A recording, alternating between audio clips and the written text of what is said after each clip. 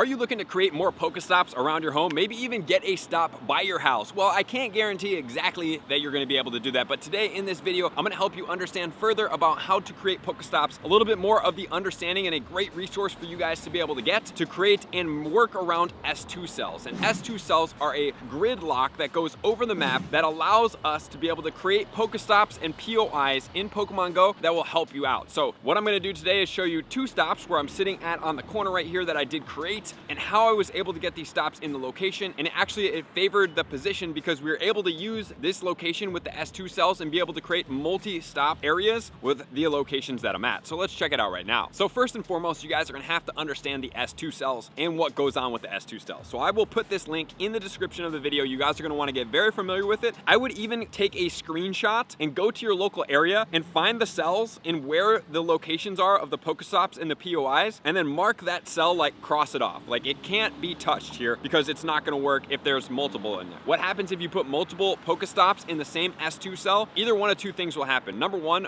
of those Pokestops could eventually turn into a gym, or number two, if there's too many POIs in that area, it will just not show up in Pokemon Go. So it's very crucial that you guys understand this, understand where we're at, and then you guys use this to your advantage to find locations in the S2 cells that have not been made yet. So as of right now, this is where I'm sitting at right here, okay? So this is going to be what the S2 cells are. I can go ahead and I can look downtown and I can walk around this area. This resource is fantastic. So I understood that where I'm sitting at is on the corner of Del Prado, okay? So on that side of the street, if I went in, I have this Pokestop that sits on that corner. It's going to be the Coastal Arcadian, okay? So that sits on the corner right there, which is going to be on the other side of the street from where I'm at here. The one thing I always try to do is I try to make the map kind of look the same. It's a little challenging to be able to get this, okay? So we have the Coastal Arcadian right there. That's going to be in that S2 cell right there. So what I did is I saw a thing over here that was going to be this overlook trail. If you guys want to see right here, you can check it out. The overlook trail sign right there, okay? So the Coastal Arcadian is on one side of the street and this overlook trail was sitting on this side. So what I saw is, okay, there's no Pokestops or interactions in these other two on the other side of the street right here. So right by the Schwack, which is going to be right there, and then this other one, which is going to be the Jiu-Jitsu place, which is right here, which looks perfectly to put the overlook trail here. So what I did is I went ahead and I took the overlook trail picture, and boom, we have it in the game. It literally got into the game within a week.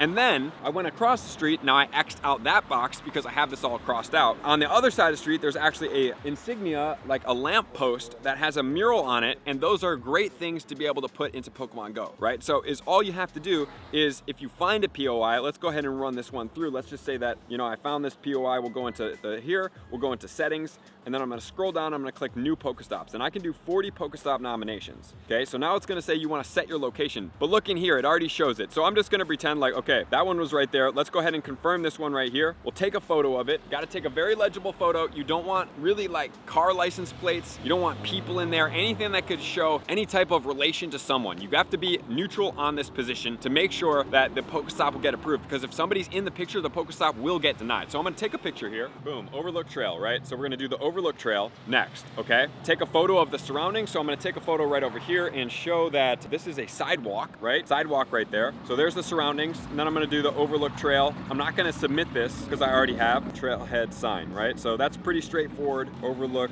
trailhead sign for beautiful views over Dana Point Harbor. That's good there. And so here is the key ticker here. You don't have to submit this. You can always click cancel, but if you want to check this out and see what is going to be kind of things that they would accept for Pokestop, this is going to be a hack to figuring it out. So this is going to be categorize this location. So I can go through all of these and I can check this out. So this one's going to be a sign. This will be a navigational sign, which I'll call it. But look, or it could be a nature sign, place sign, and look, you can go through all of these categories and see what they are going to consider Pokestops. Because when I was in Oregon, I was able to get a basketball court as one of them. So I can always type in here as well. Let's see. Oh, there's a basketball court in the athletic court. So there's multiple different things that you guys can choose. But if you want to find the categories of what is going to be allowed and what people are going to accept, you guys go through right here. So there's two major things that we are going to focus on when we're going in. Number one, you have to figure out the location. You have to go through, you print that website, you get all the S2 cell mapping, and then you go through and you put X's over the area areas that already have Pokestops or POIs in them. And then once you find an available S2 cell, I know it's not a perfect system, but let's say you found an available S2 cell and it was, you know, maybe the next block over for me right here. Then I'm gonna walk around that area and comb it for any of these different things that I could see. Permanent art fixtures, if I have any type of statues, if I have any type of navigational signs, if I have any type of artwork, if I have any murals, if I have any athletic courts, we can go into buildings, certain types of buildings. You know, we have these things in here that could be considered it, so you're gonna have to look around. We have coliseums, we have castles, we have convention centers, we have gardens if it's a permanent garden in that area. Food and retail, let's check out what the food and retail might be. We have bagel shop, bakery. You know, not guaranteeing that all these locations are gonna be here, but if you guys go through this list, you figure out what you have, you go and line up the S2 cells, and you make it in the best of your ability to, number one, show that this is a cool location. Like this overlook trail sign is great to go right down the street so that you can see the overlook. The sign of the Dana Point Harbor over there is amazing. The other thing on the other side of the street, they're all Pokestops. Look at other Pokestops, look at how they're captioned, make sure nobody's in there, and then you submit them, and then you wait. You will get an email notification that says yes or no that you have submitted this. And then once you get approved, it will be approved and it will show up. And that's how, I'm gonna go back. Yes, progress will not be saved. When I first got here, there was only this Pokestop. However, now I literally just got these other two, so when I'm sitting here and hanging out, I'm able to hit 3. And my goal is to go through this entire downtown area and cross off different areas and make sure that I maximize the most Pokestops that I can in Pokemon Go, because I think that Dana Point downtown is a great walking area. It's really clean, nice big sidewalks. It'd be a great place to play Calm Day. And by me doing that and encouraging more Pokestops out here, it makes it a better location, especially because it's not super trafficked and it's really family friendly. So that's my goal as a Pokemon Go wayfarer, is to make sure that I can get as much in here. So that's pretty much how's it gonna go. It's pretty relatively simple. Go to that website, check out in your current location, screenshot it if you want, print out that map, walk around, cross off the areas that are not gonna be viable for new Pokestops or POIs. And even if there is one, you could always put a picture in there, which maybe we'll go over how to create gyms in a different video. And then you're gonna go through and submit viable options, guys. You don't wanna waste the time of anybody here. Stop submitting a rock, you know, that you put in front of your house. I get it, it would be cool to have a Pokestop at your house, but if you really want something, construct something that's gonna be there for the entire neighborhood to see. Maybe like a cool Bigfoot statue, for instance, that there's one in Oregon. Or maybe you have some type of insignia that's, you know, for the town, a mural. You had it, yours at an art fair and an artist made something, and so then you got it and then you secured it in a location close to your house. That would be something, a cool POI that you could introduce to your house that I feel like would make it a viable option. It's contribution to the community, and it's helping the community know where cool things are around town that they can always take pictures of, and we're always into that in Pokemon Go. So that is the one thing that I would suggest. If you really want to get a Pokestop close to you, you're gonna have to invest in the community physically, not just temporarily, and then you might be able to have one at your house. And even beyond that, just making the downtown area around there cool, because there's so many places around the world and so many great places to discover, and you guys are responsible for it. So there's the S2 cells. That's how you get into the locations. That's where you submit to get Pokestops, and that's how you see all the categories of what they may consider as viable options for Pokestops in Pokemon Go. So let me know if you guys have any questions. I will check the pinned comments below. Relatively simple and straightforward. And if it doesn't get approved, I would highly suggest that you guys try again. Maybe check your picture quality. Got to be picture quality, daytime, everything matters, no people in it. And then you can get your downtown area looking mighty fine for Pokemon Go. So thank you guys for being here as always. To all my likers, comments, subscribers, Patreon members, everybody takes their support, subscription, participation, 2x. Let me see you guys out in the next video. Peace.